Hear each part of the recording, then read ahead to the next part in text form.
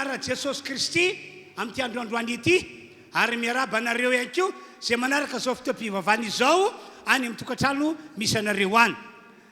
Mino isika fa ho tahin'Andriamanitra be ny fotoan'androany. Ny tsiraray avy amintsika raha tena manketaeta dia omen'Andriamanitra zavatsoa. Ho tanteraka amin'izay manao amen zany. Halleluia. Andao aritsika hivavaka ametraka vetrany an'izao fotoam-pivavahana izao eo an-tanan'Andriamanitra. Tompon'Andriamanitra tsy to, Andriamanitra lehibe, lay magaga, lay tsy miovo omaly seny ary mandrakizay. Mivavaka aminao zahay mba ho tahinao manokana ity fotoan'androany ity, mba tena ho amininao sy ho asoavinao. Ny herinao Andriamanitra velona mihitsy no anapaka ny fotoana rehetra zay ataonay androany. Ka araka ny nambaram-panomponao teo, zay rehetra toka eto, ireo manaraka fotoam-pivavahana any tokantrano any amin'ny alalan'ny télé, YouTube na Facebook, andray zavatsoa avy any an-danitra avy amin'ny Andriamanitra ny tsiraray avy. Ary tsy andalo fotsiny ty taona 2024 ity amin'ity volana décembre ity, fa hitan'Andriamanitra sy ny heriny ary ny voninahiny izahay. Misaotra Andriamanitra amin'ny anaran'i Jesosy no anaovana vavaka. Amen. Raintsika ampitiavan-tanana ny mpitarika fiderana. Andao hira anankitelo no hoentsika mame voninahitra ny Tompo. Halleluia. Halleluia. Dia manatitra trano ny arahaba zay efa nentin'ny mpanompon'Andriamanitra tamintsika teo miara arabaina ilay nasoavina. Anao zavatra lehibe sy magaga eo amin'ny fiainanao any Andriamanitra amin'ity androany ity. Amen. Arabaina manokana tahaka izany ihany koa ianao zay manaraka zao fotoam-bavaka zao amin'ny fitaovan-tserasera samihafa na amin'ny télévision zany na amin'ny Facebook na amin'ny zavatra hafa ihany koa. Dia mino fa Andriamanitra dia Andriamanitra manerana. Tsy ny olona manatrika mivatana ihany fa na ianao any tokantrano ihany koa raha mino dia andray zavatra avy amin'Andriamanitra amin'ity androany ity satria Andriamanitra mahagaga ny andriamantsika. Amin'izao fotoana izao dia manasa antsika hitsangana eo amin'ny toerana misy ianao amin'izao fotoana izao hanome voninahitra an'Andriamanitra. Androany dia manentana anao hoe raha zasy ianao mahatsapa ny fahatsaraan'Andriamanitra. Natao zahay anentana, natao zahay hitarika fa ny fahatsapanao dia efa tokony hiainanao fa tokony hanome voninahitra an'Andriamanitra ianao. Tokony hiakohaka aminy ianao satria na io tombon'androm-pahavelomana androany zay hiainanao mbola mampijoro anao io ange dia tsisy avy amintsika araka ny toriteny tamin'ny maraina. Tsisy avy amiko, tsisy avy aminao. Tsy mahay mampitombona dia ray segondra akory ary zasy ianao ny androm-pahavelomantsika. Noho izany indrindra aza miandry fanentanana be ianao hoe mandiza ao an'Andriamanitra. Oka tena hiankohaka sika fa oka tena ho terem-panahy ianao. Tsy nohony amin'ny teniko, tsy nohony amin'ny izay aty aloha ity, na nohony amin'ny mpanompon'Andriamanitra fa ianao mihitsy no ka tena ho tery ny fananao hoe tena tokony hakohaka eo aminao Andriamanitra noho ny zavatra lehibe sy magaga nataonao teo amin'ny fiainako. Tokony hanome voninahitra anao aho, tokony hifaly ao anatrianao aho, tokony ho fiainantsika mihitsy zany satria lehibe ilay Andriamanitra zay topontsika eto. Ka noho izany indrindra dia ataovy amin'ny fonao rehetra ny fanompona satria andraisantsika valim-pity amin'Andriamanitra izany. Andesika hifaly ao anatrian'ny Tompo ary Tompo koa amin'ny lalany hely.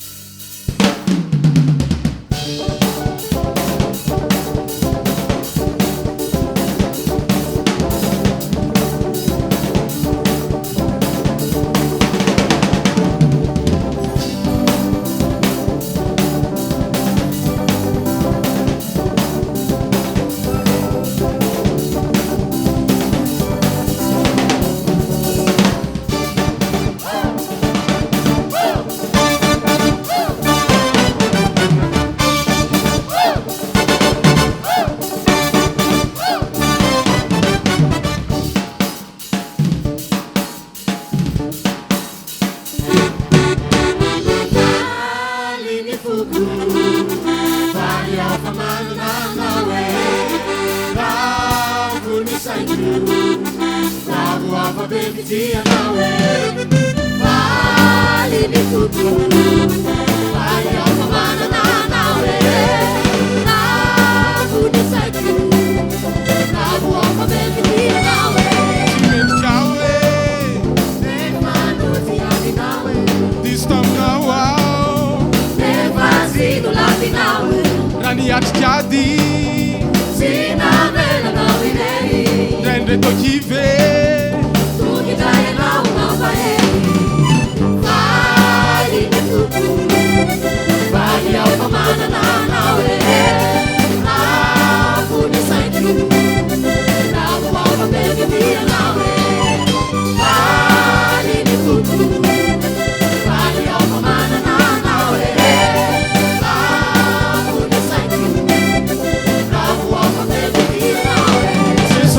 fofo izy no mpanjaka izy lay mahery Jesô tsy miova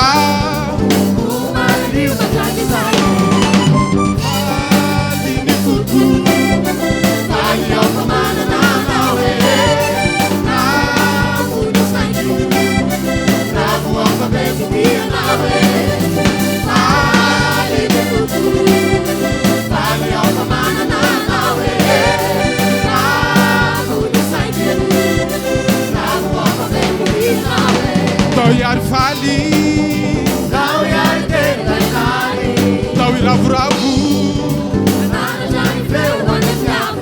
tao iary faly tao iary tena kary tao iravoravo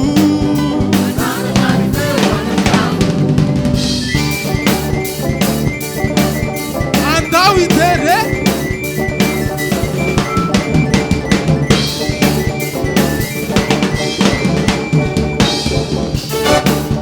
se faly madio tena tompo e hop hop hop hop hop hop hop aiza tika aiza tika aiza tika aiza tika ai ai ai ai ai hop hop hop hop hop hop hop hop hop hop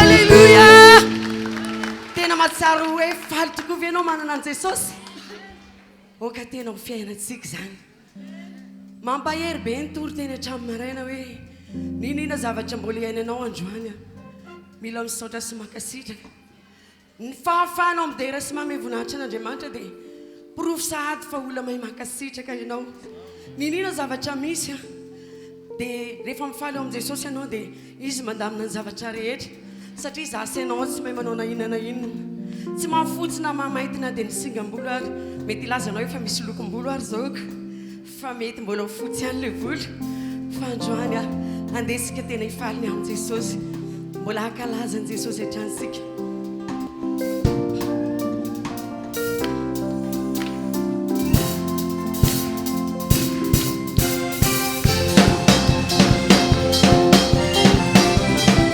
ankalazao ny fonao rehetra Jesosy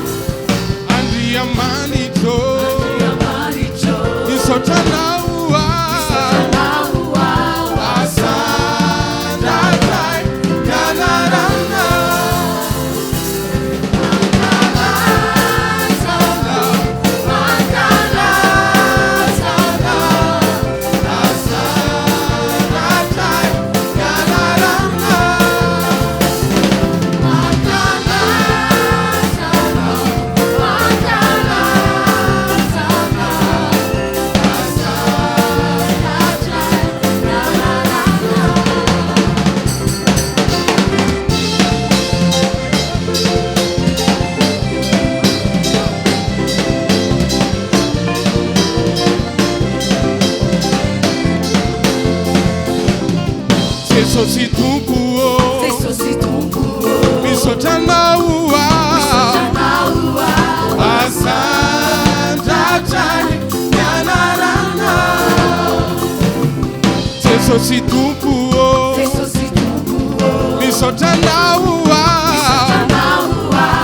azandratrany mianarana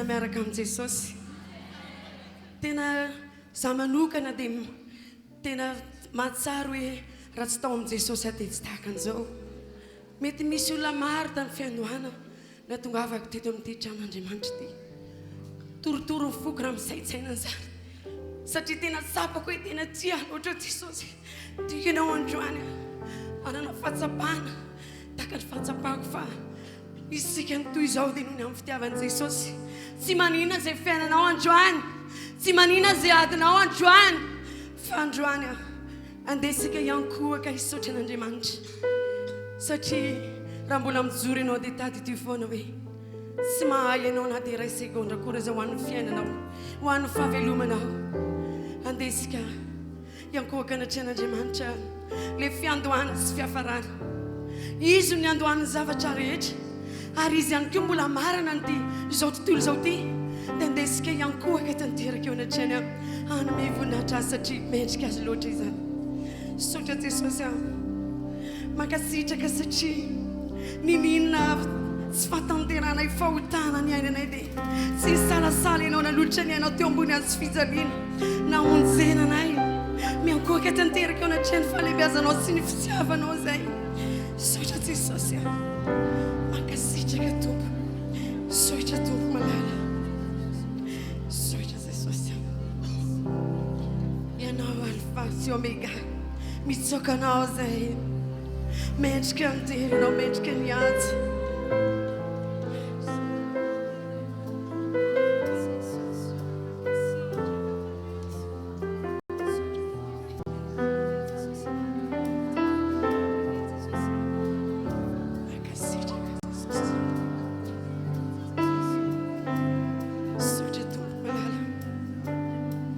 ianao le tsisy azoarina aminao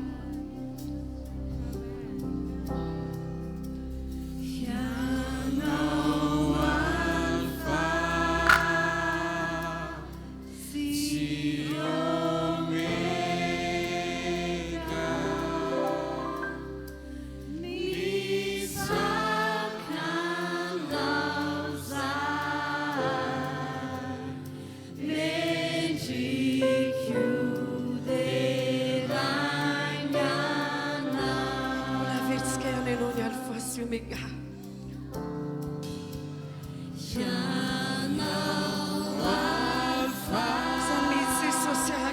fiandohany ianao ny fiafarany miankohako anatria anao zahay manome voninahitra anao misaotra Jesosy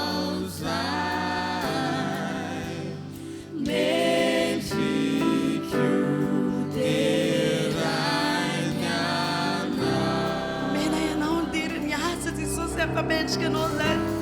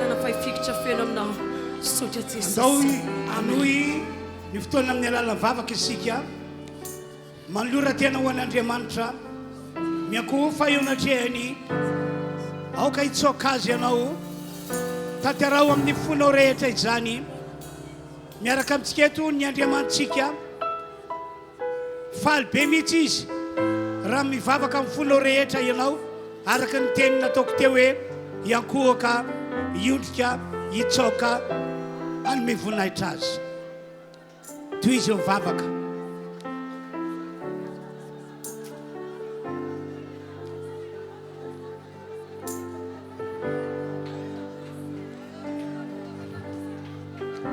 samy mivavaka amin'ny fony rehetra isika tonga eto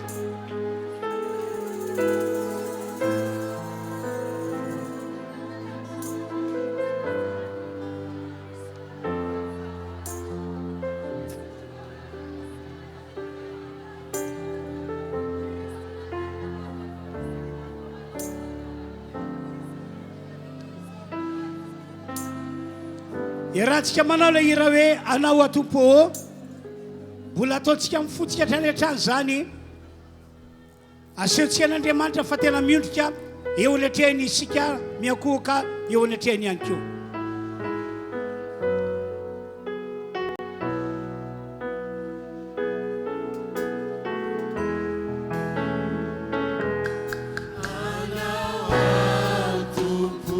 atsaka ny tananao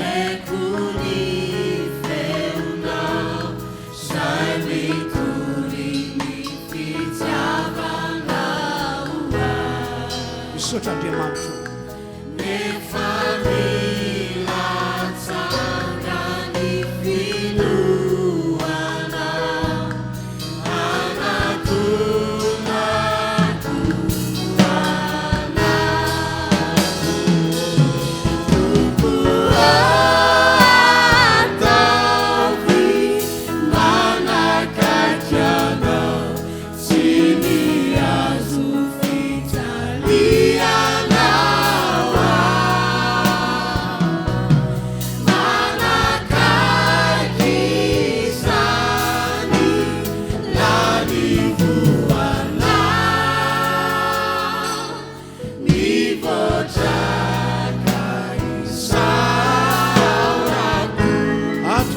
fiainako asanao atukano ny fiainako anao ny asanao amindely sy ny fahasoavanao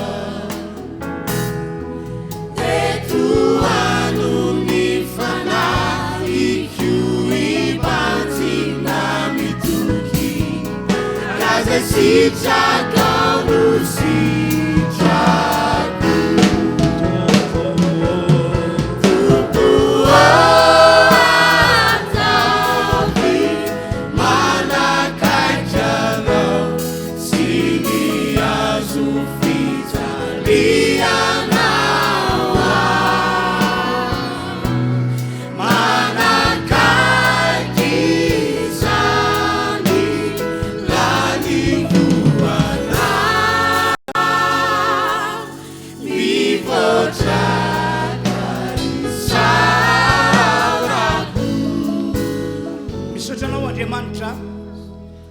fa manana ty fotoana androany ity zahay entinay manompanao Andriamanitra velona ary indrindra entinay miakoka sy miondrika eo anatrehanao satria Andriamanitra mendrika anehoana an'izany ianao matoky zahay fa eto anao ary asa eto anao amin'ny anaran'i Jesosy amen samy maka toerana isika rehetra dia andeontsika iroso hitondra ny fanatitra hitondra ny ampahafolokarena hitondra zay azontsika atolotra ho an'ny tompo ho famatsiana ny fanjakan'Andriamanitra aoka aneo zany amin'ny folo rehetra ianao fa mahafalan'Andriamanitra ny mahita olona manome mamafy eo amin'ny fanjakany ary manome amin'ny fondrehetra ka dia anao hira anankiray isika dia mandroso ety anoloana ianareo izay mitondra ny ampahafolokarena tompoko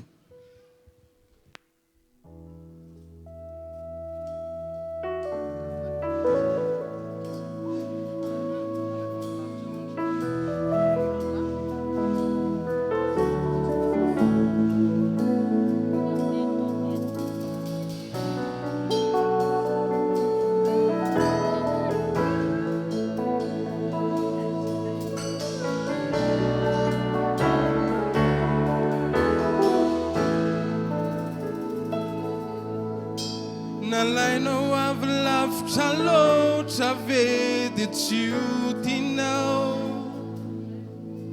nalainao avy lavitra loatra fa fananinao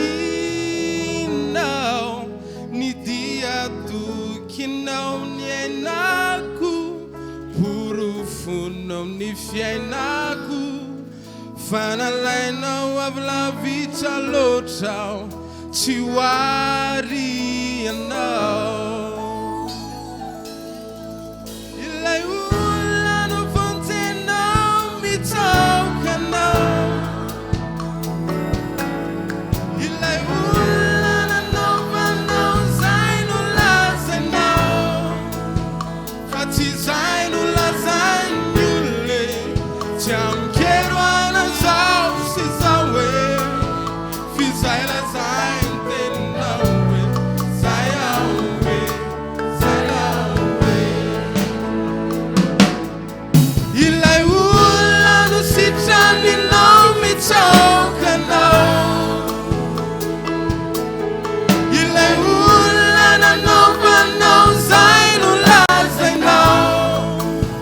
fa tsy zay no lazainy olone tsy amikelo anazao sy zao hoe fizay lazainy teninao hoe zay ao hoe zay ao hoe nalainao avy lavitra loatra fa no fidinao nalainao avy lavitra loatra tena nijalinao ny dia tokinao ny ainako borofonao ny fiainako fa nalainao avy lavitra loatra ho ampiasainao ilay olona no tainao mitsaokanao ilay olona nanaovanao zay no lazainao fa tsy zay no lazainy olone tsy amikero anazao sy zao hoe fizay lazainy teninao hoe zay ao hoe zay ao ilay olona nanaovanao mitsaokanao ilay olona nanaovanao zay no lazainao fa tsy zay no lazainy olone tsy amikelo anazao sy zao hoe fizay lazainy teninao hoe zay ao hoe zay ao hoe oh oh zaho Jesosy mitsokanao hoe Andriamanitra tsy misy fiovane tsy mandisy fanantenane Jesosy zay no lazainao no nataonao hoe Andriamanitra tsy manary anay e zay anao zay e zay anao zay e zaho Jesosy mitsokanao hoe Andriamanitra tsy misy fiovane tsy mandisy fanantenane Jesosy zay no lazainao no nataonao hoe Andriamanitra tsy manary anay e zay anao zay e zay anao zay e ilay olona no kasihanao mitsaokanao ilay olona nanaovanao zay no lazainao fa tsy zay no lazainy olone tsy amikero anazao sy zao hoe fizay lazainy teninao hoe zay ao hoe zay ao hoe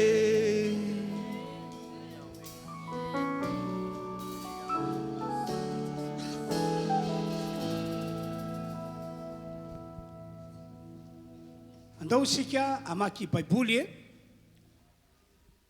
salamy fatelo amby zato andiny voalohany faharoa no vakina voalohany ary ny tesaloniana voalohany toko fadimy andiny fahavalambin'ny folo no vakina faharoa amin'ny alalan'ireo teny izay ho vakintsika ireo no akatsika fampianarana fampahirezana amin'ity androany ity no zany a tombika anareo mba angilatsofina tsara iain'ny tenin'Andriamanitra ary ny lehibe indrindra dia ny inonao an'ilay teny ka ankatoavanao an'izay ambaran'Andriamanitra amintsika rehetra tonga eto toy izao no voasoratra salamo fa telo amby zato safady andiny ny voalohany sy faharoa misaorany Jehovah ary fanahiko ary zay rehetra ato anatiko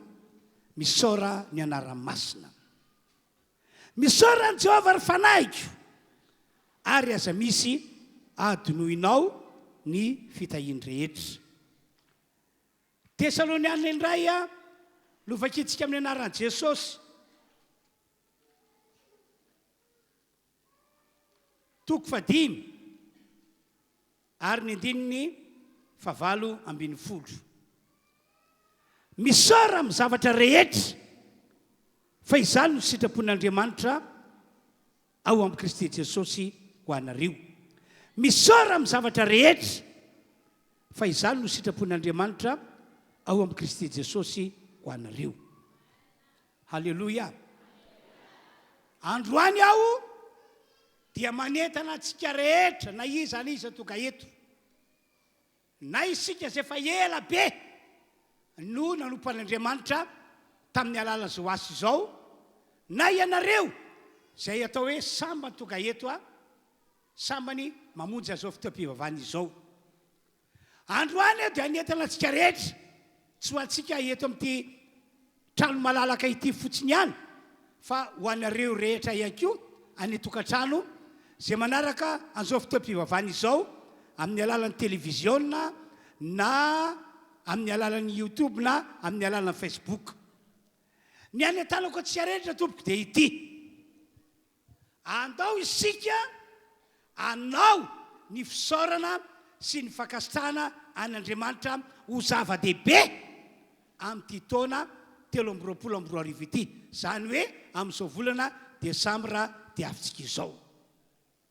Andao tsika rehetra na iza tena hoe any fisaorana sy fakasitrahana an'Andriamanitra. Ary ilay fisaorana sy fakasitrahana an'Andriamanitra izay anentanako antsika dia ho ataontsika mifontsika rehetra mihitsy, tena ny ao anatsika mihitsy no loarana etsika misaotra sy makasitraka an'Andriamanitra. Dia izao na soa na ratsy ny fiainantsika tamin'ity taona ity, na nahafapo na tsy nahafapo ny fitonan'Andriamanitra antsika tamin'ity taona ity, dia zao hatranitrany ny fanentanana anentanako anareo. Andao isika hisaotra sy hakasitraka an'Andriamanitra foana. Amin'ny maha-olon'Andriamanitra antsika tompoko dia mila miaina amin'ny fiainana tahaka izany mihitsy isika. Amen. Na soa hoy ao na ratsy ny zavatra nitranga taminao tamin'ity taona ity, na nahafapo hoy ao na tsy nahafapo anao ny fitondrana sy ny fitantanan'Andriamanitra tamin'ity taona ity, dia zao ihany, zao hatranetrany mila misaotra sy makasitraka an'Andriamanitra foana isika. Ahoana ho ilay baiboly novakitsika teo? Tesaloniana 2 toko 5:20. Misara amin'ny zavatra rehetra fa izany no sitrapon'Andriamanitra ao amin'ny Kristy Jesosy ho anareo. Amen.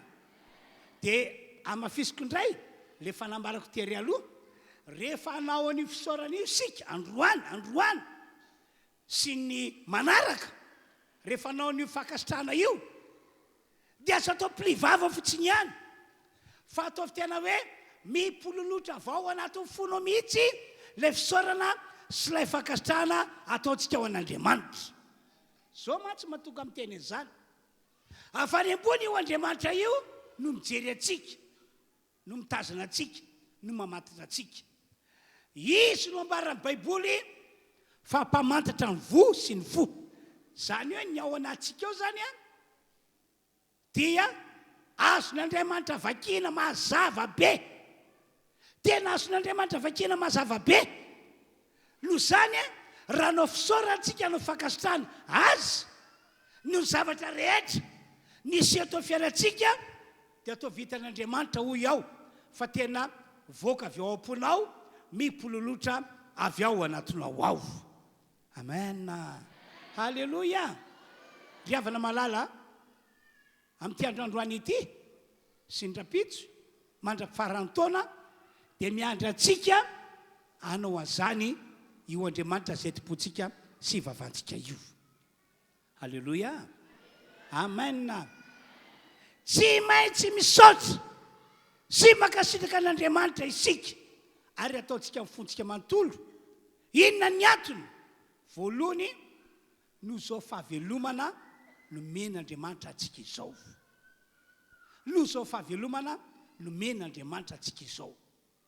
Fahasoavana lehibe nge ry fiangonana toga eto. Zao fahavelomana nomen'Andriamanitra atsika izao e. Zavatra tena irintsika fantatra mihitsy zany. Ho velonay n'androany.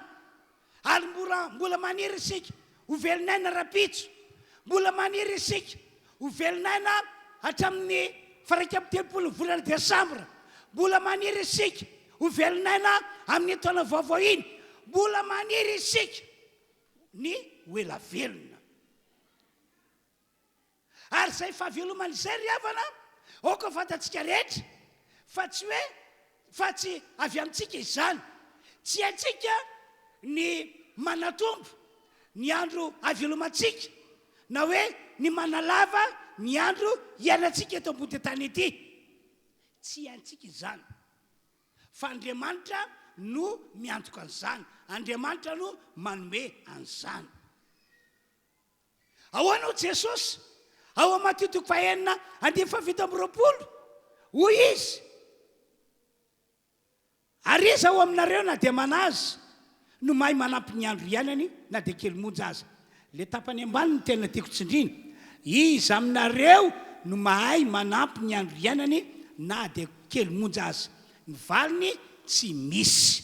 Tena tsy misy, tena tsy misy. Azontsika atao ny mikarakara tenantsika mba ho ela velontsika. Azontsika atao ny mitsabo tenantsika raha sanatria ka marary mba ho ela velontsika. Fa le hoe anatombo, hoe ampitombo ny androm-piainatsika na analava ny androm-piainatsika araka izay itiavantsika azy, tsy ho vitantsika izany. Tena tsy ho vitantsika izany. Ianao inge ty fanoarana nataon Jesosy ity e.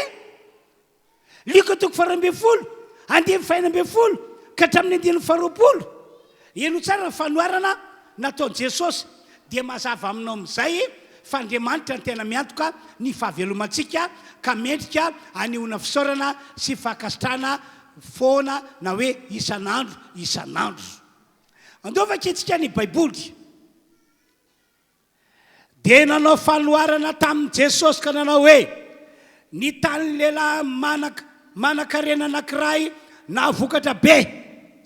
Ary izy nihevitra tao am-pony hoe ahoana no ataoko fa tsy manana fitoerana amriko ny vokatro aho.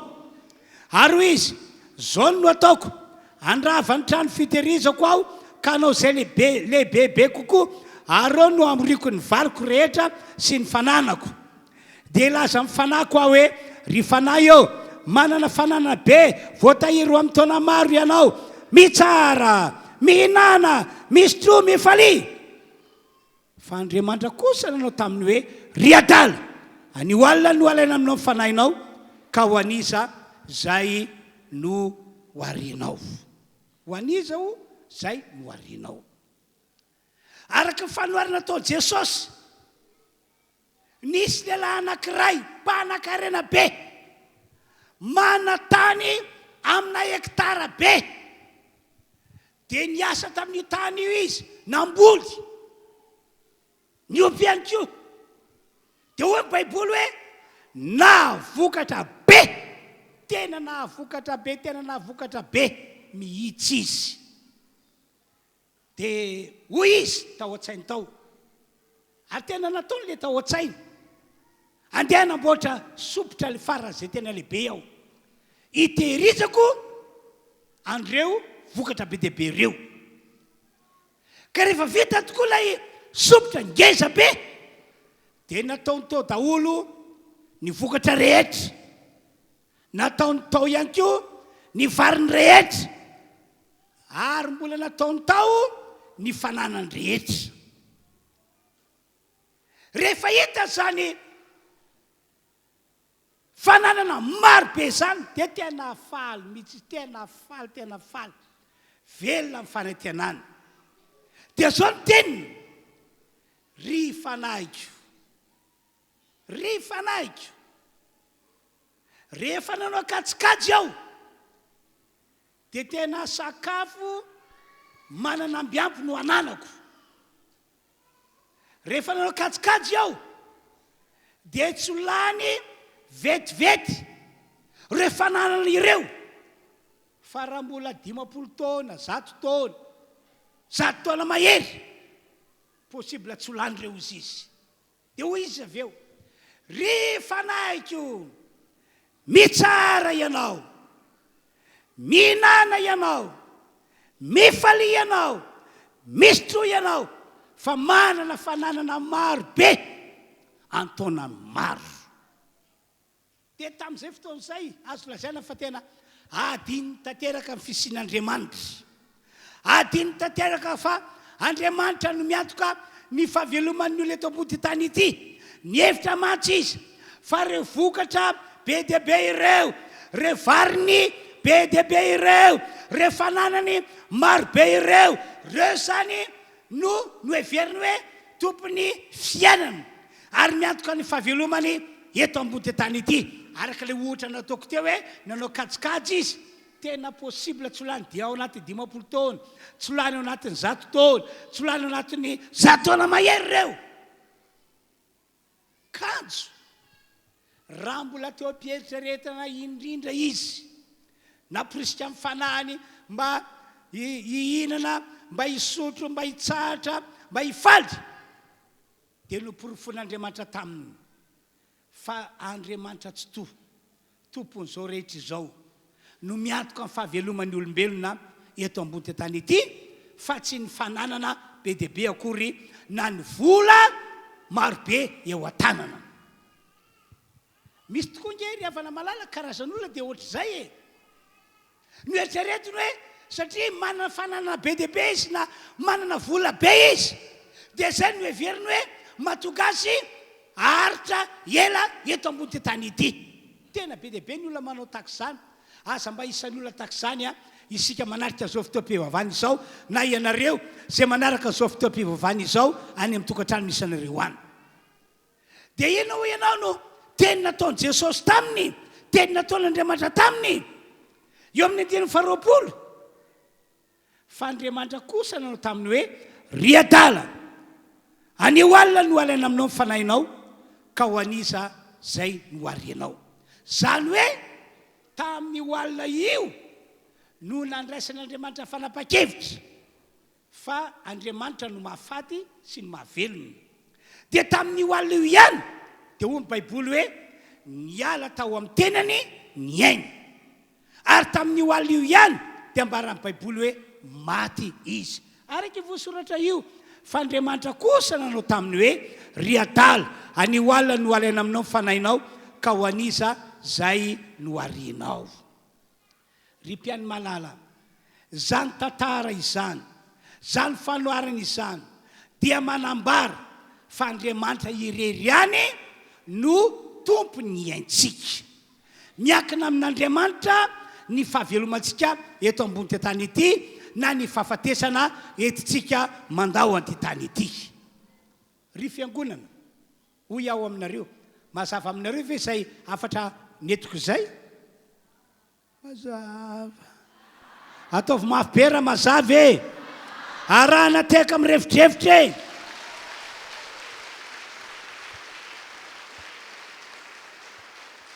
Andriamanitra ry havana no fotra mahatonga antsika mbola velona aina mandraka ankehitriny. Ary mino aho fa iritsika fantatra araka le teko tery aloha ny atratrarantsika ny faraka amin'ny 30 volana décembre le farany taona. Ary atratranao io dia faly be anao mifampiaraba isika. Arabaina fa natratra farany taona e, arabaina fa natratra farany taona e. Ary mbola iritsika ambony zany anko ny atratrarantsika taona vaovao 2024. Ary faly be tsika rehefa migadona io voalohany volana janoary taona 2024 io. Profon'izany dia sika lasa fampiaraba. Arabaina fa natratra ny taona e, arabaina fa natratra ny taona e, arabaina fa natratra ny taona e. Dia mamalina anankiray hoe mbola samy atratra ny taona ho avy manaraky indray e fa be mihitsy isika raha mahatratra farany ty taona ity sy mahatratra ny taona ho avy azy efa zay fahavelomana izay avy amin'Andriamanitra ary le fahavelomana riavana tena fitahiana be mihitsy izy io halleloia tena fitahiana be mihitsy izy io no zany arak'ilay salamy 7:1 adiny voalohany sy faharoa lay nivakina tamintsika ty aloha dia tsy maintsy misaotra sy makasitraka an'Andriamanitra isika no zany fitahiana izany fitahiana amin'ny alafiny fahavelomana tsy maintsy misaotra an'Andriamanitra isika ary tsy atsika io adinona mihitsy tahaka moa tahaka tsy indray mandeha na indrona telo dimy amanenina ao anatin'ny taona iray no misaotra an'Andriamanitra aho fa nomen'Andriamanitra tombonandro havelomana sy ainana retsena fa tena imbe dehibe efa tsy voisako intsony hoe impiry satria tena tsapako ho tena hoe fanomezana spesial omen'Andriamanitra ny fahavelomana tahaka ange efa imbetsaka no ataoko hoe saiky maty efa imbetsaka no saiky maty fa dia tena misaotra an'Andriamanitra foana misaotra an'Andriamanitra makasitraka azy aho satria izy no anome andro havelomako tena misaotra ary tena makasitraka ary ankoatran'izany za zao dia nisy ozina karazan'le ozina mahafaty tanora misehony dia hoe maty alohany ahitana zavikely zany ny ozina nisy teo amiko zany no nisy teo amin'ny ray zay niteraka ary eniko mihitsy ndray taona izay voalohany volana janvier eny nisofoko mihitsy le feo hoe ho faty anao amin'ity taona ity dia tamin'ny taona io nefa no ho teraka le vinanto vaviko dia hoy aho hoe inona re zany feo zany eritreritro ve zany sa inona voalohany volana janvier io hoe ho faty anao amin'ity taona ity dia tsy indresaka taminay izany iza moa dia tonga ny apitso te mpivavahana mandoalika dia mbola iny koatra le feo hoe ho faty anao amin'ity taona ity dia hoy aho hoe anao mission eo amiko fe zany le ozina mpitondra fahafatesana le ozina tsy mahita zavikely maty alohan'ny fatokavany zavikely efa ntapako nge zany ozina zany tany aloha efa foanako nge ny fisiny zany tany aloha dia hoy aho hoe tsy tapaka ve zany le izy tsy foana ve zany le izy dia tao anatin'ny andro vitsivitsy eniko foana zay teny zay hoe ho faty anao amin'ity taona ity rehefa tena sura fa tena zany tokoa hitranga dia nivavaka tamin'Andriamanitra aho nanao fifonana ho an-tenako ary nitoiziko indray ny fanapana ny ozina mahafaty tanora zay nisy teo amiko ary mandrapatokan'ilay zavikeliko voalohany niteraka dia azo lazaina hoe maromaro ihany ny adiny atrehako tao anatin'izany nisy fotoana tokony volana marsa teo eo tamin'izay taon'izay narary aho dia io aretina io efa aretina tany aloha be tany efa neto tany dokotera dia meny fanafody zay dia gaba ny roandro sa telo andro nanako azy dia hoy aho hoe ohatra ny tsy resy lahatra ka tena ohatra ny tsy mety le dokotera efa miteny hoe tsy maintsy hohaninao ty fa raha zany zao ny faranao dia tsy nohaniko le izy ohatra tsy sirany tenako aho hoe asitrana le izy dia nivavaka be mihitsy tamin'izany nanao fifonana tamin'Andriamanitra ary mbola nitapako ny ozina nifoanako ny ozina mpitondra fahafatesana dia teo amin'ny ray volana teo aho tsy nitoroteny teto tsy fantatr'olona zany tsy fantatry ny vadiko tsy fantatry ny zanako hoe misy ady andalovako aho fa tsy nitoroteny zany tsy hitan'olona marary fa za mahafantatra hoe marary fa tsy hitan'olona marary dia najango fotsiny nitoroteny nieritreritra hoe sao dia maty eo mpitsanganana eo na maty eo mpitoriana teny dia sorany Andriamanitra fa tena resy le ozina. Resy le ozina. Teraka somatsara lay zafikelyko. Amen. Dia taorinany hoe teraka somatsara lay zafikelyko. Dia ndresaka tamin'ireo pasteur mpiara mitantana ny fiangonana RHEFI ao. Nisy fijerovavolombelona nataoko taminy. Dia ole pasteur anankiray, pasteur Rakoto-Rabaka Théophile, zay filoham-hevitry ny RHEFI, pasteur antsika Tsimbazaza. Hoy izy, zanga pasteur ka vao ny andony taona dia nasy faminaniana ngiahy hoe isy pasteur ny RHEFI mbola tanora ho faty. Dia lasa saina be aho hoe iza aminay pasteur ny RHEFI no faty. Dia eloko matetetika ozy izy io faminaniana io hoe isy pasteur ny RHEFI mbola tanora ho faty. Dia rehefa toko tany volana Marsantany hoany hoy izy, dia mbola nahazo faminaniana indray aho. Dia tamin'izany ny faminaniana azy ko hoe pasteur Adolphe faty io. Dia hoy aho taminy, pasteur manina tsy dia zany tamiko ianao aho. Ka ny olana tamiko izy izy tsy niteny ny fanahy masina hoe lazao amin'ny pasteur fa ho faty izy. Dia ahoana zany raha ohatra ka maty koa. Zay ve vao ambaranao ombiany amin'ny toerana rehetra hoe efa naminany fa ho faty pasteur Adolphe dia io maty io. Zay ve vao ilaza amin'ny olona ianao hoe nahazo faminaniana. Ka tsy niteny tamiko fanahy masina hoe lazao aminy fa ny nataoko izy dia ny fona ho anao foana. Ny fona ho an'ny fiangonana RHEFI hoe anao ahoana no avy fiangonana RHEFI raha tanteraka izany hoe maty pasteur Adolphe. Dia nisaotra an'Andriamanitra avy eo. Zay vao tena sura hoe tsy diso le fehoeniko hoe tamin'ny fiandohan'ny taona hoe ho faty anao amin'ity taona ity. Dia nisaotra an'Andriamanitra. Dia nisaotra an'Andriamanitra satria tsapako hoe avy amin'Andriamanitra ny fahavelomana. Zay tokony nataoko fa ny tena miataka fahavelomako dia ilay Andriamanitra zay niantso ahy ho mpanompony tahaka izao. Halleluja! Zany no ato matoka. Tsy indray mandeha na indrona ny telo dimy amanenina hoy aho no manao fisaoran'Andriamanitra fa imbe dehibe isika matsiaro dia misaotra an'Andriamanitra aho, misaotra an'Andriamanitra aho, misaotra ny amin'izao fahavelomana nomeny azy zao. Ary androany izy mampitondra hafatra ho anareo fiangonana hoe ataovy zava-dehibe aminareo isam-batan'olona ny misaotra sy makasitraka an'Andriamanitra no zao fahavelomana nomeny antsika izao satria ny fahavelomana tena fitahiana lehibe. Salamo fahatelo amby zato adiny voalohany. Misaorana Jehovah ary fanahiko ary zay rehetra atao anatiko misaorana ny anarany masina. Andiny faharoa, misaorana Jehovah ary fanahiko ary asa misy adininao fitahiana rehetra. Tsy adiniko mihitsy fitahiana nomeny aho hoe mbola nomeny tombonandro havelomanao mandraka ankehitriny. Andao hiteka mafy an'Andriamanitra isika. Alleluia, alleluia. Ina ihany koa ny ato matoka antsika tsy maintsy misaotra sy tsy maintsy makasitraka an'Andriamanitra. Faharoa,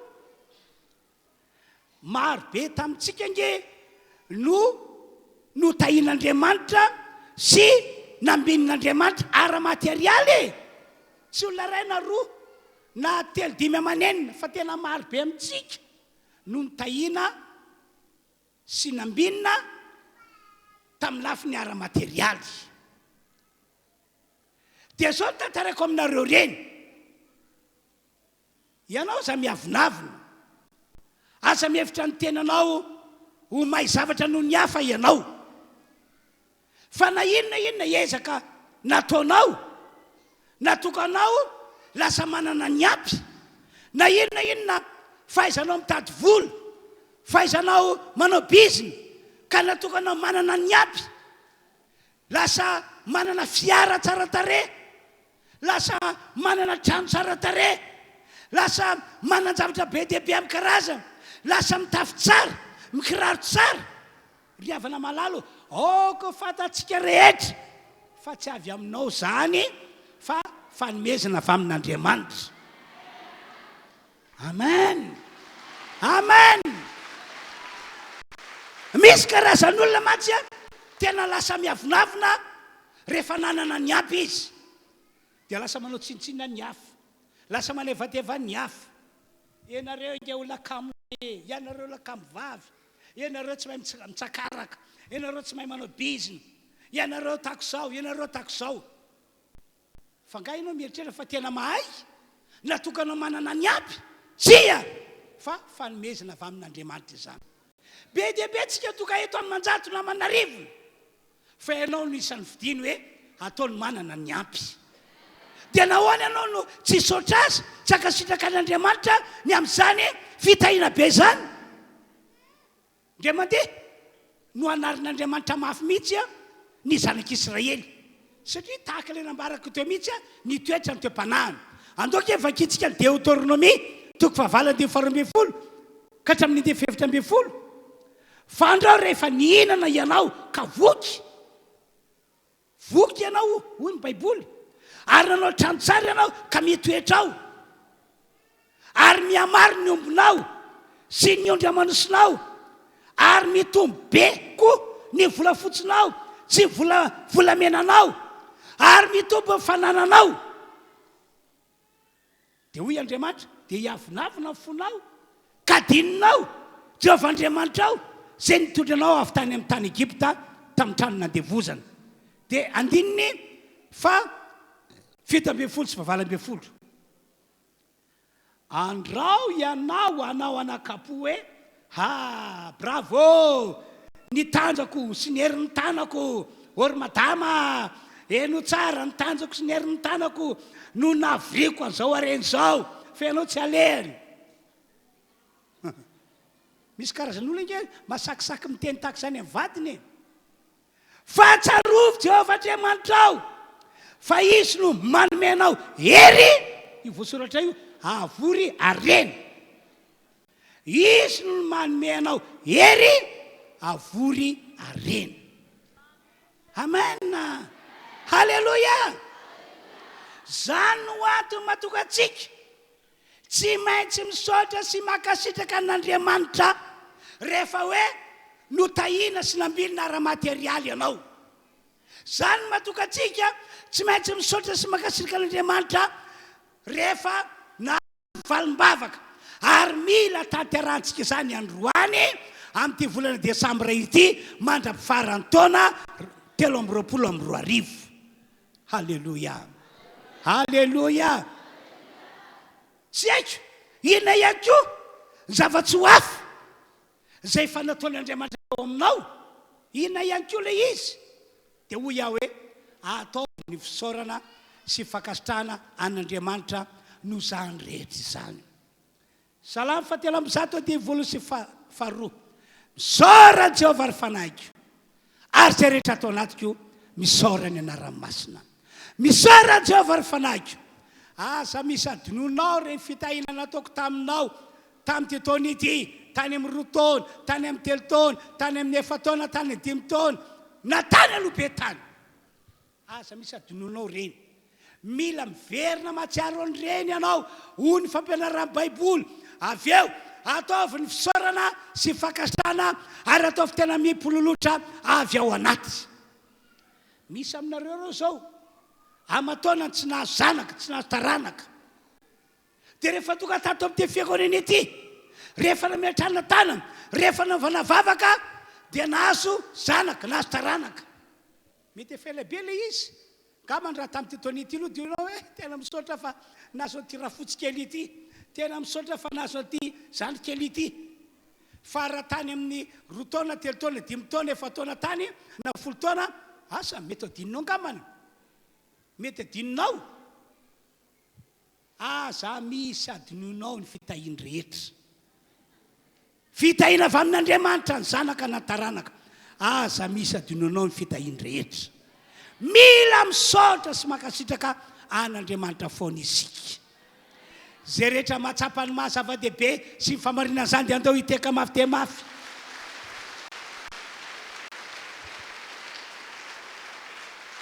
Dia izao raha ohatra ka noadinonao, tena noadinonao foana ny misaotra sy makasitraka an'Andriamanitra na ihany koa hoe nataonao zava-maivana mandrakarivo ny fisaorana sy fakasitrahan'Andriamanitra kanefa ianao olona notahina be, olona novaliana vavaka, olona nostranin'Andriamanitra, olona nomena zavatsoa amin'ny karazany.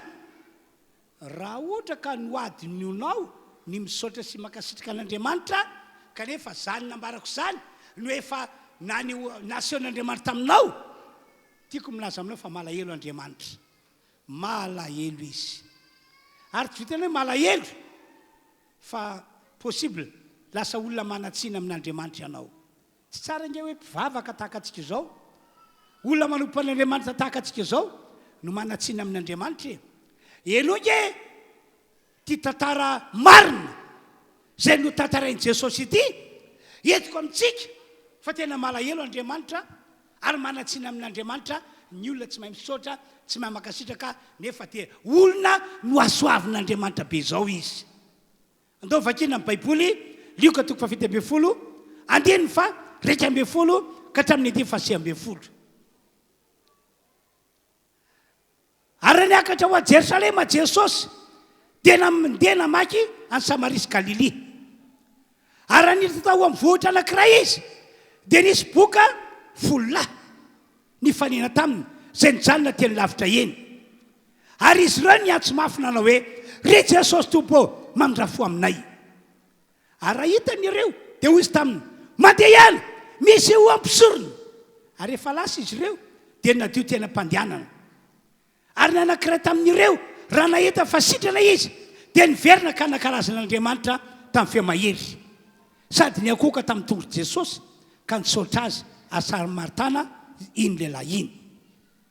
Dia namaly Jesosy ka nanao hoe tsy efa voadio avokoa fa izy folo fa izany sivy moa tsy nisy hita ny verina anome voninahitra an'Andriamanitra afa-tsy te olona hafa firenena ity ihany va. Ary hoy izy tamin'ilay lehilahy nisaotra an'Andriamanitra mitsangana ianao mandeha ihany ny finoanao no efa nahavoavonjy anao. Dia mandeha ny fanena tamina boka folo Jesosy. Dia ireo boka reo dia olona tena nino fa Jesosy no mpamonjy, Jesosy no mpanasitrana, Jesosy no vahaolana. Tena nino 100% an'izany mihitsy izy ireo. Ary tena faly be mihitsy hoe andro ray toazato atsika ty andro ity satria nifanena tamin'ilay mpamonjy, lay mpanasitrana, lay mpitondra vahaolana isika. Dia nanomboka niantsoantso reto boka folo reto.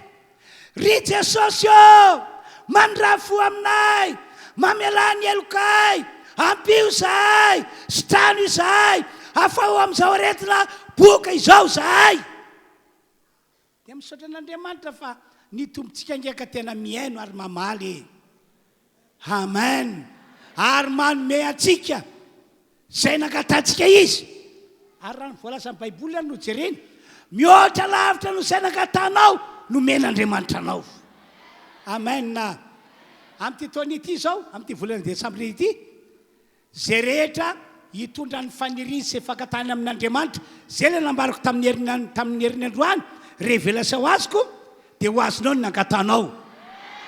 Ary na dia manjatony azy ho ia be dia be nge zany hoe zavatra nangatanao manjatony ho azonao amin'ity taona ity. Ho tanteraka zay rehetra mino anay zany.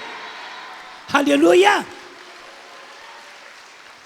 Dia satria nino a Jesosy ho mpamonjy, ho mpanasitrana, ho mpamaolana izy folo dia nivavaka nitaraina tamin'i Jesosy. Dia namaly Jesosy ho Jesosy tamin'izy ireo mandeha ihany azy ianareo misy hoany ampisorona. Mandehana ianareo misy hoany ampisorona.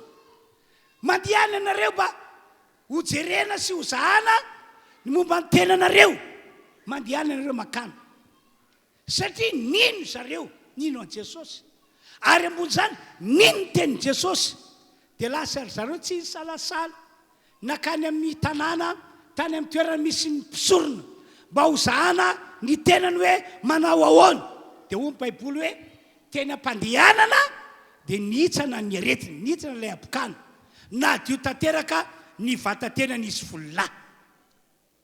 Ka rehefa sitrana takizany zareo, afaliana reny azy, afaliana, tena tsy misy afaliana tahaka izany.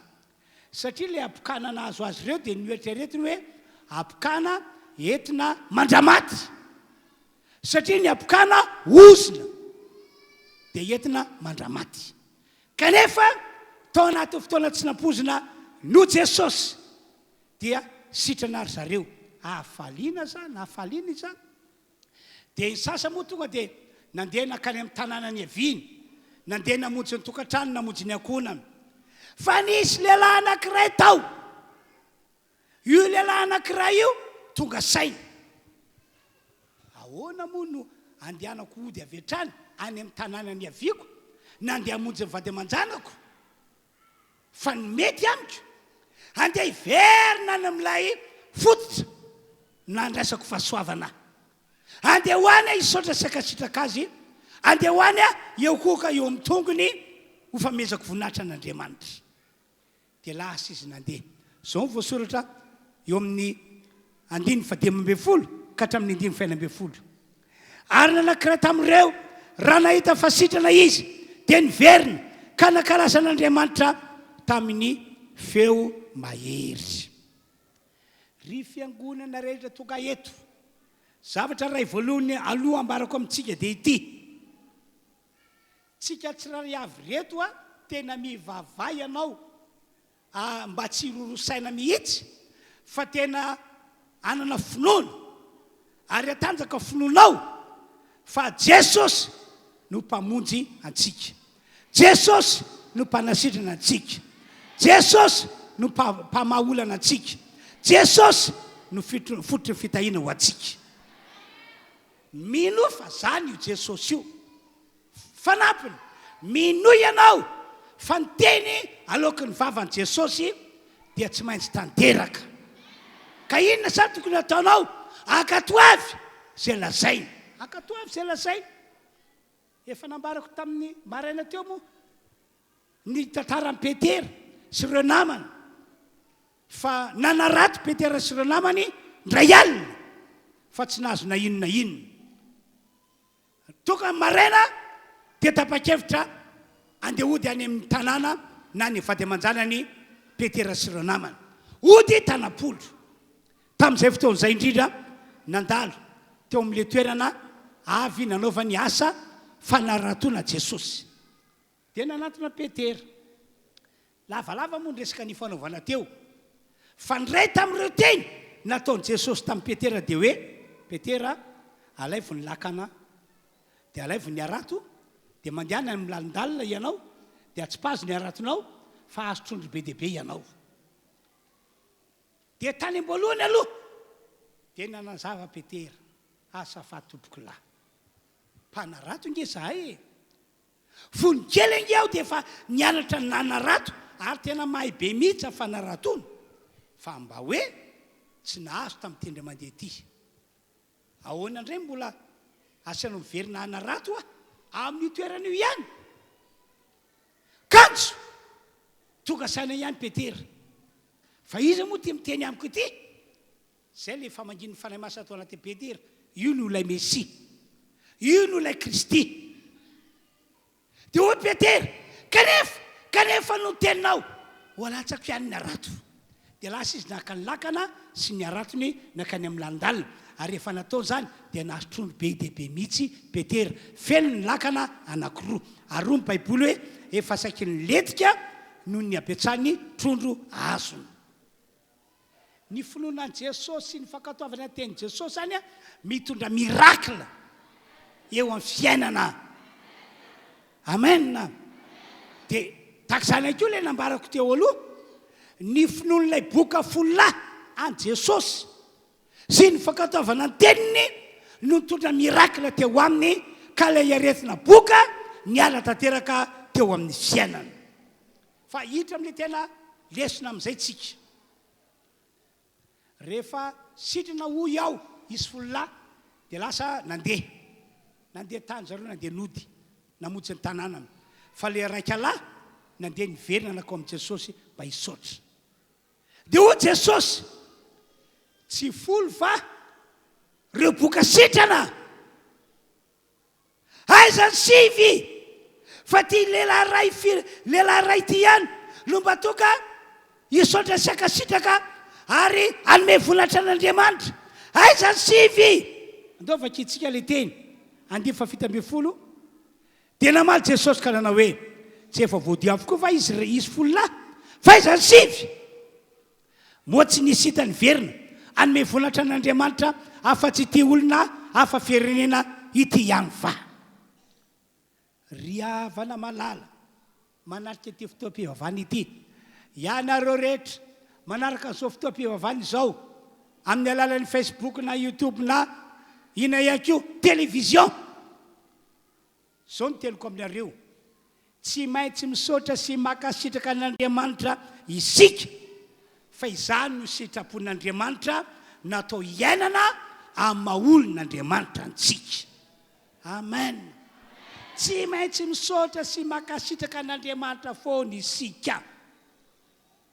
Tsy maintsy misaotra sy makasitraka an'Andriamanitra ihany koa isika, satria mba ahafahan'Andriamanitra mivalide ny fanasitranana raha ohatra ka nisitraniny ianao, ny fitahina, ny fanambinana raha ohatra ka efa notaina sy nambinana ianao. Tsy maintsy misaotra sy makasitraka an'Andriamanitra isika mba ahafahan'Andriamanitra mivalide raha ny amin'ny zavatsoa izay efa nomen'Andriamanitra anao raha ohatra ka nandray an'izany ianao. Arao tsara nge ny tantaran'ilay boka anankiray ilay tonga ny saotra sy nakasitraka. Talohany natokavany teo amin'i Jesosy mba hisaotra sy akasitraka an'Andriamanitra, efa sitrana izy. Efa sitrana niaraka tamin'ireo 7 namany teny am-pandehanana. Efa sitrana izy. Efa tsy teo amin'intsony ny apokany. Hoy amin'ny Baiboly hoe nadio izy. Nadio izy. Fa tsapany hoe tokony hisaotra sy akasitraka izy dia nakao amin'i Jesosy.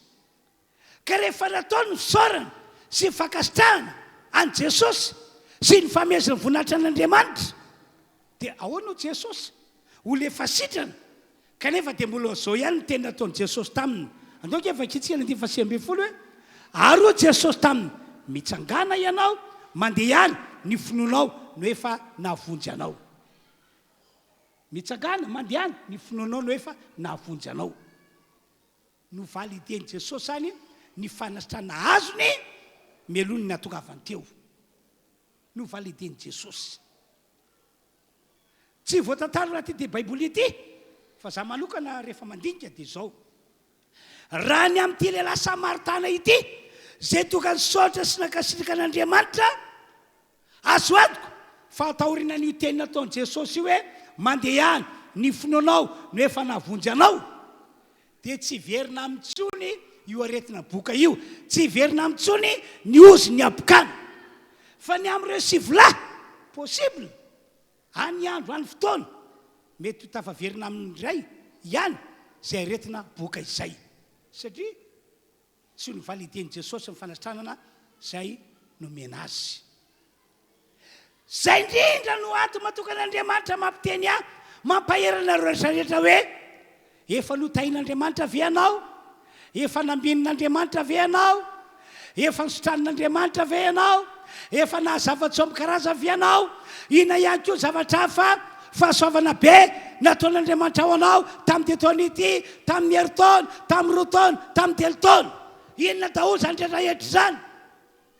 Dia hoy Andriamanitra androany, ataovy ny fisaorana sy fankasitrahana an'Andriamanitra, fa rehefa manao an'izay ianao dia ho valideny tompo, ho validen'Andriamanitra aminao zany rehetrarehetra zany. Dia raha notaina sy nambinana ianao dia hoe ho aminao mandra-pahafatinao ny fitaina sy fanambinana. Amen. Raha na zavatsoa ianao dia hoe ho aminao mandra-pahafatinao ny zavatsoa rehetra. Raha sitrana ianao dia tsy verina aminao tsony zany aretiny zany. Asioteka farazay mafy.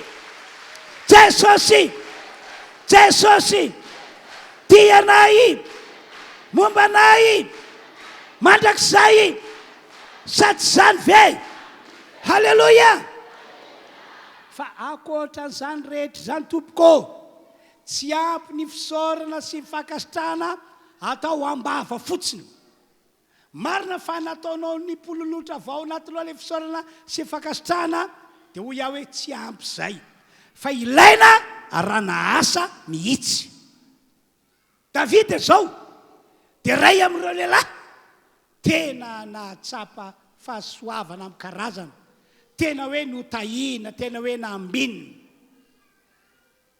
zany Davida ary raha nytoetra ny Davida sy te-panahiny efa tena nataony pololotra avao anatiny ao ny fisaorana sy fakasitrahana an'Andriamanitra tsy indray mandeha na indroa fa efa tena fiainany mihitsy fa tonga saina izy tena tsy mandry ny saiko hoe tsy mandry ny saiko dia fisaorana sy fakasitrahana ambava fotsiny ihany ve no ataoko an'Andriamanitra dia zao ny teniny amin'ny salamo 1:140 inona no avaliko an Jehova no soa rehetra nataony tamiko inona re no avaliko any Andriamanitra tena tsy hitako inona no valiko azy dia izy ihany avy eo no namaly dia hoy izy hoe salamo 1:170 hoy izy isotra an'Andriamanitra amin'ny foko rehetra ao ho ataoko mipololotra vatao anatiko ny fisaorana fa akoatran'izany ianao Andriamanitra no anaterako fanatim-pisaorana ianao Andriamanitra no anaterako fanatim-pisaorana riavana malala ny fisaorana sy fakasitrahana arahana fanatim-pisaorana tena mahafaly an'Andriamanitra satria fanomezana voninahitra an'Andriamanitra ny fanaovana an'izany andao nge vakitsika salamo 50 hoe 2:7 dia salamo 50 2:3 io manatera fanatim-pisaorana an'Andriamanitra ary efa ho amin'ny avo indrindra no vadinao manatera ianareo rehetrarehetra toka eto fanatim-pisaorana tahaka izany akio ianareo zay manaraka zao fandarana izao manomana fanatim-pisaorana ary atera fanatim-pisaorana 2:3 zay manatitra fanatim-pisaorana no manome voninahitra ahy hoy Andriamanitra rehefa misaotra sy makasitraka an'Andriamanitra amin'ny alalany vavanao mipololotra vao anatinao ianao arahana fanatim-pisaorana dia hoy ny Baiboly hoe manome voninahitra an'Andriamanitra ianao halleloia ka dia hoy aho hoe manomboka androany samy manomana ny fiainany isotra sy akasitraka an'Andriamanitra ary oka ihako hanomana fanatim-pisaorana ianao ary fanatim-pisaorana arak'izay fantatra hoe vitanao indrindra zany no ataovy tsy voavidy vola nge ianao men'Andriamanitra tompon'andro velomany tahaka zany tsy voavidy volako tsy voavidy ny fananako tsy voavidy vola nge reo fitahina sy fanambenana ara-materialy reo fananana be deabe eo an-tananao tsy voavidinao zany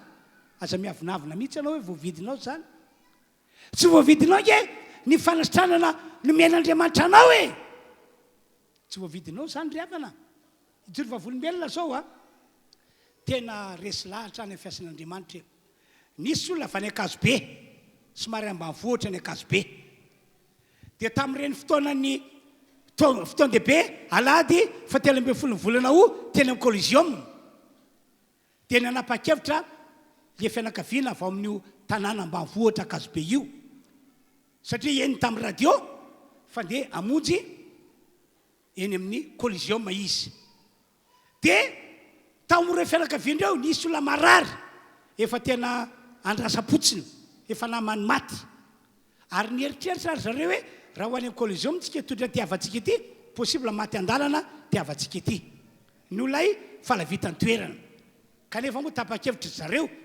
dia nalofa mazda anankiray zareo dia tao izy menakavy niaraka tamin'ilay olona marary efa malemy ela be dia tonga teny amin'ny Coliseum vao vita ny toroteny sy ny vavaka teny eo ihany tsy ny apitsy teny eo ihany tonga dia afaka tsangana ilay olona afaka tsakana le olona. Halleloja. Dia saorana moa Andriamanitra fa rehefa nody ry zareo dia izy menakavy lasa pino ao amin'ny fiangonantsika any Akazobe. Halleloja. Izy ray tômôbila mihitsy lasa pino any Akazobe. Ry havana, ahoana moa mahatonga zany olona zany, zany fianakavia zany tsy saotra an'Andriamanitra, tsy akasitraka an'Andriamanitra? Ahoana moa zany fianakavia zany tsy hitondra fanatim-pisaorana? Volo ohatrinona ny laniny fa tsy sitrana ny havany. Dia zay fanatim-pisaorana ve ahiditra amin'Andriamanitra ianao? Tsy mahasahy be dia be fanatim-pisaorana. Samy miomana ho amin'izany fanatim-pisaorana zany tsika ry havana malala. Dia izao ihany koa mbola teny ataoko aminareo. Eny, na dia mbola ao anatin'ny olana sy ny ady ary ny zavatra sarotra azy ianao hatramin'izao. Eny, na dia ao anatin'ny fitsapan-toetra tena mamay ianao hatramin'ity androandroany ity. Dia mbola zao ihany ny fanentanana avy any an-danitra avy amin'Andriamanitra ampitondrainy ay ho anareo. Voalohany aloha, tandremo ny maneho fakiviana. Tsy atsika atao ny maneho fakiviana. Tandremo ny miemitra na ny miala amin'Andriamanitra. Tsy atsika atao ny maneho an'izany. Fa inona tokony atao? Atao foana ny fisaorana sy fankasitrahana an'Andriamanitra. Manomana foana ianao fanatim-pisaorana faran'izay tratranao na vitanao. Ahoanao ilay Tesaloniana voalohany toko 5:9-10.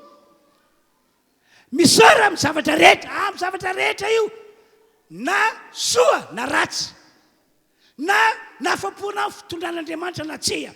Misaora amin'ny zavatra rehetra, fa izany ny sitrapon'Andriamanitra ao amin'ny Kristy Jesosy ho anareo. Ary misaora amin'ny zavatra rehetra mba ahafahan'Andriamanitra mivalide an'ireo fahasoavana izay efa nomen'Andriamanitra anao. Misaora amin'ny zavatra rehetra mba ahafahan'Andriamanitra mivalide an'ireo tsodrano nataoko tamin'ny fiandohan'ny taona sy ireo teny marobe efa navotsotro ho anareo tamin'ity taona ity. Amen. Amen.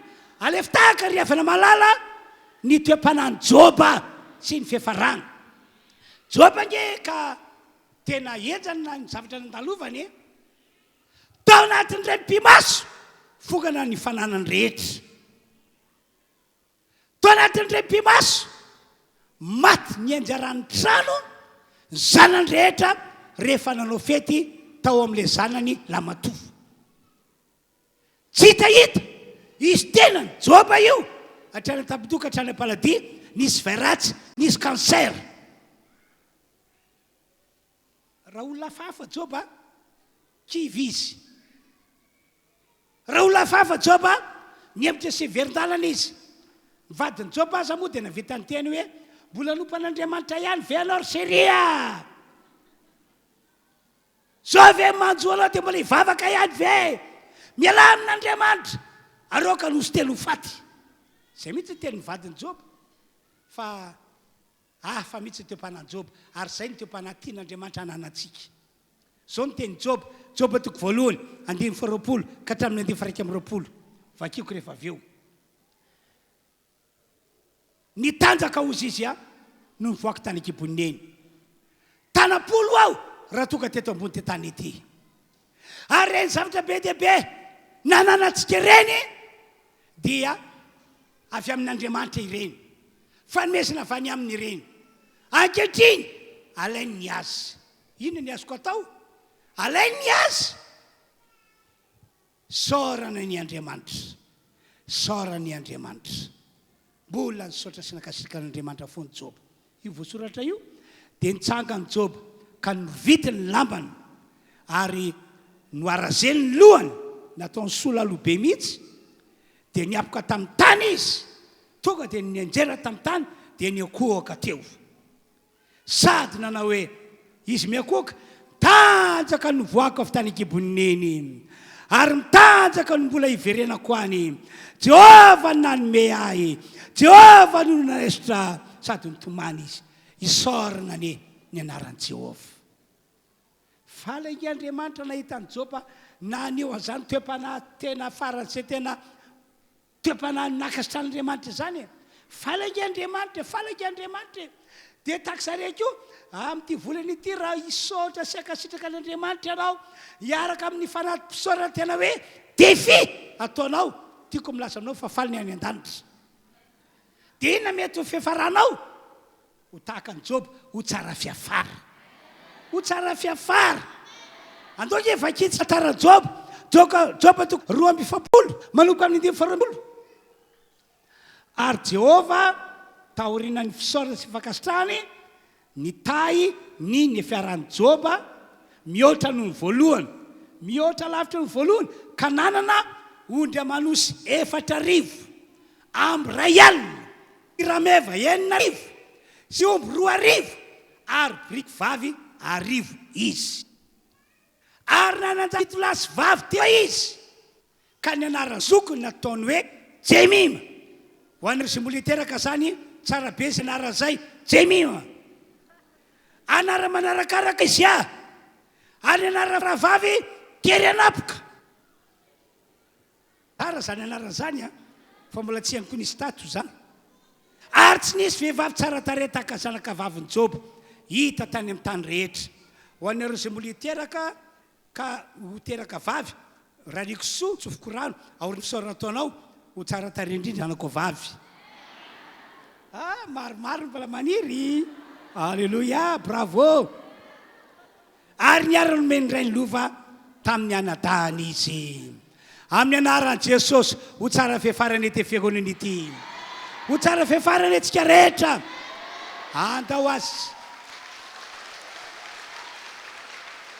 andao asa tompoko hivavaka sy hisaotra an'Andriamanitra isika ho ampilolotra atsika afa atao anaty fisaorana sy fakasitrana an'Andriamanitra dia ao anatin'ilay hivavaka fisaorana dia efa saintsaino sahady hoe tahataky ny ahoana fanatim-pisaorana omena ho an'Andriamanitra tahataky ny ahoana andao hivavaka tsika rehetra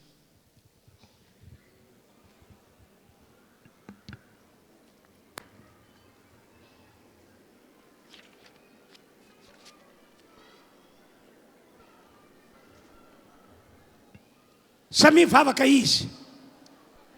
mivavaka izy ataovy mipololotra vao anatinao fisaorana sy fakasitrana an'Andriamanitra na dia ianareo mbola ao anatin'ny ady makotrakotraka azy mbola ao anaty fitsapatoetra ataovy fisaorana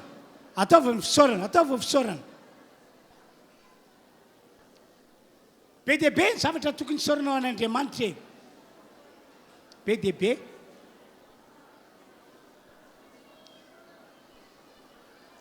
na dia zao endrika mambika anao zao ary anao fisaoran'Andriamanitra ianao sa mipaka tena hoe zao endrika ohatrany ratsiratsy zao ve dia isaorako an'Andriamanitra zao mihitsy no nanaovan'Andriamanitra anao ho amin'ny tanjony ka dia ataovy fisaorana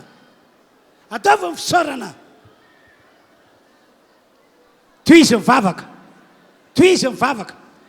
mivavaka ataovy ny fisaorana dia saintsainy tahataky ny ahoana ny valeurany fanatim-pisaorana ho ataonao ho an'Andriamanitra tahataky ny ahoana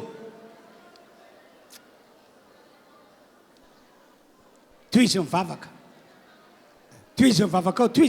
ao ny mpidera rehetra ankatana mba androso avy hatrany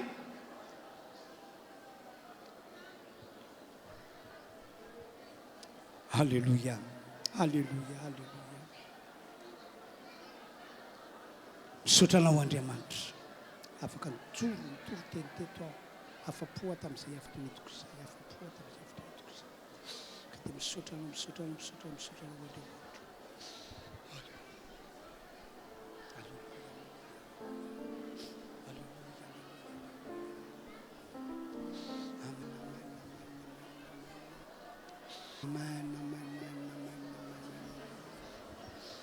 aoka hivava hitondra fisaorana sy fakasitrahana an'Andriamanitra ao dia saintsainao izany ny fanatim-pisaorana zay entinao hanomezana voninahitra an'Andriamanitra mivavaha araka izany fanetanana ako izany isika rehetra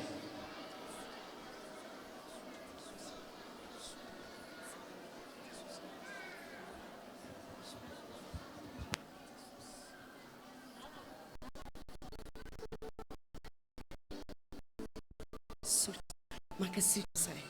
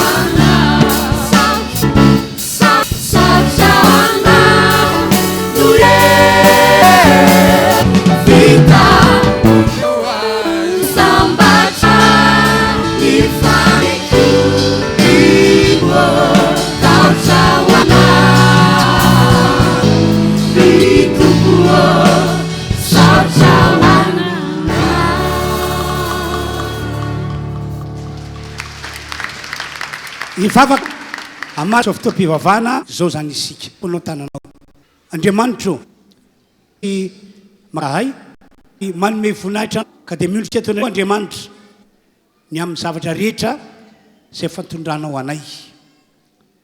Maro aminay no tahina sy nambinao tokoa tamin'ny lafiny ara-materialy.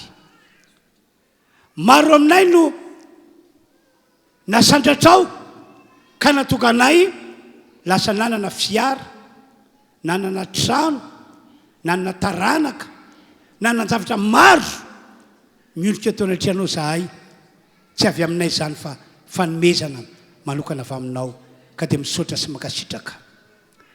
Kanefa ihany koa mbola hisaotra sy hakasitraka anao foana izahay, na inona midona, na inona mitranga eo amin'ny fiainanay. Na dia ao anaty fihetsam-patoetra azy zahay, dia ndreto izahay tompo mbola hisaotra anao foana, hisaotra anao foana. Mino izay fa mihevitra anay mandrakariva ianao, ary ny fiafaranay ho tsara fiafara. Saorana ny anaranao masina amin'ny anaran'i Jesosy. Amen. Teka mahafantomby isika.